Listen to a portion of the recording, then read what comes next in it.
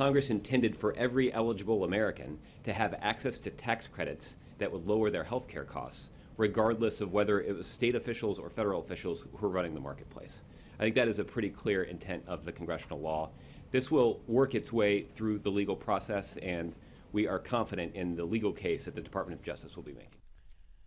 For those who deal in facts, there can be not a single doubt. Obamacare, the Affordable Health Care Act, the medical insurance coverage, boon or boondoggle, no matter what you call it, is on the skids, and the American people are the ones calling for it to be scrapped or redone. A new poll from Politico shows 45% of Americans believe the law needs to be repealed in its entirety.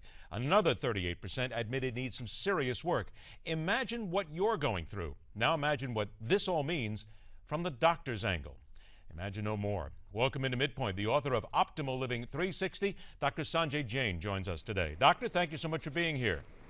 How are you doing? Thanks for having me. Thank you very much for being here. Right off the top, how difficult is Obamacare making life for you and fellow doctors? People, and everybody thinks doctors are wealthy and they're just making a fortune here, but the guys and the gals just trying to make a living.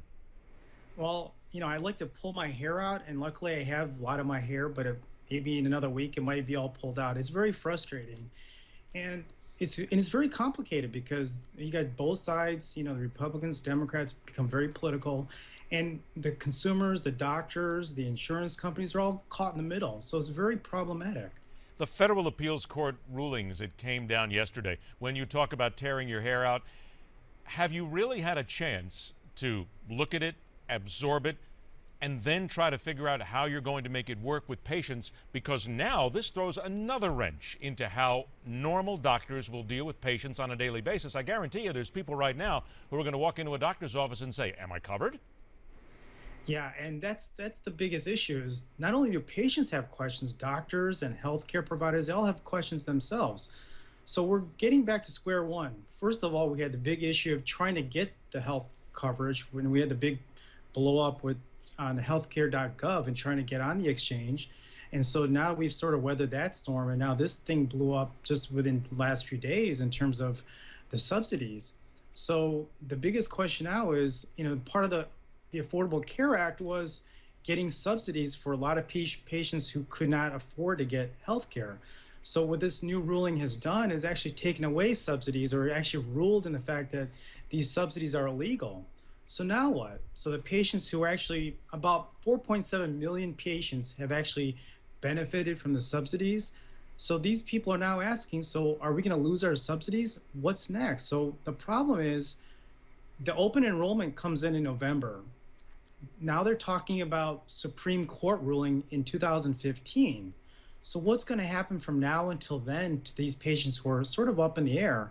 And not only patients, but doctors, people who are billing these health insurance providers, trying to figure that out in terms of how are we going to fit in this new ruling that just took place yesterday.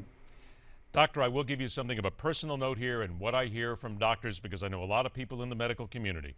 There are patients out there who will say, come on, doctors are making a ton of money right now. They're all getting insurance. The insurance companies are keeping them busy. They've got their cars, their houses. Doctors are making a fortune right now. I hear some doctors saying that, quite frankly, this is something that they're not making a lot of money on, that they're actually, some doctors have told me that they frankly have to close some of their offices now because of Obamacare. They can't make it work. Honestly now, give us some of the reality here. Is this really putting a hardship, a living hardship on physicians?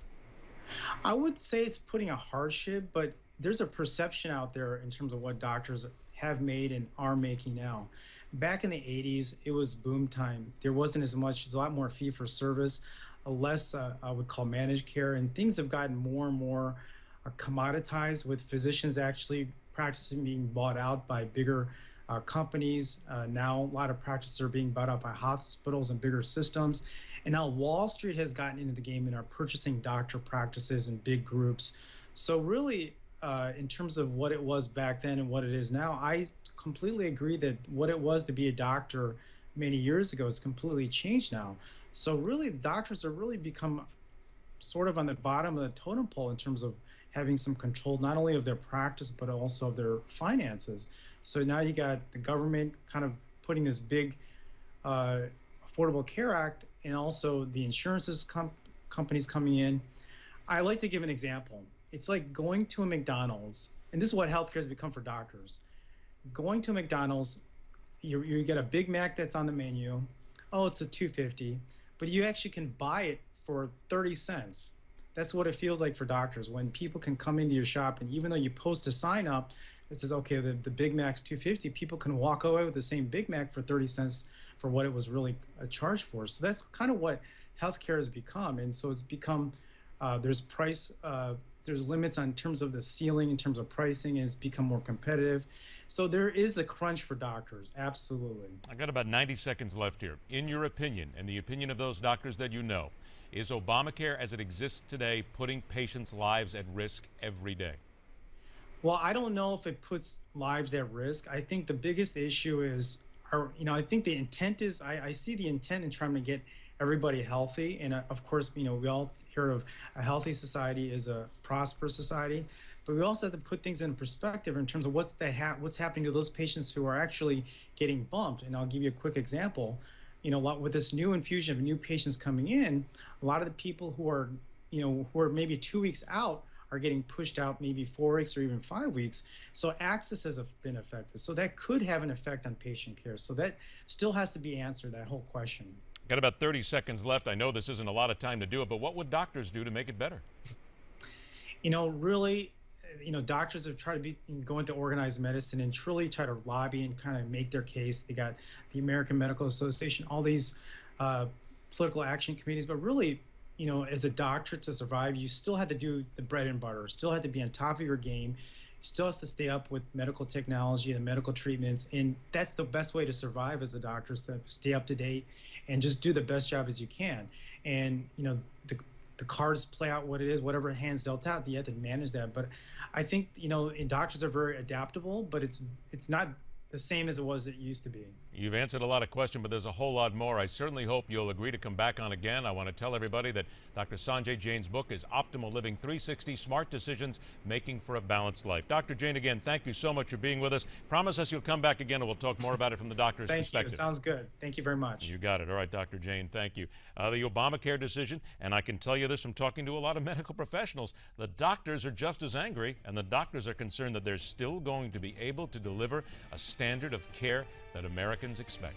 Next up, Israel is furious at actions taken by the FAA and major airlines. That's the focus of this edition of News Call right here on MidPoint.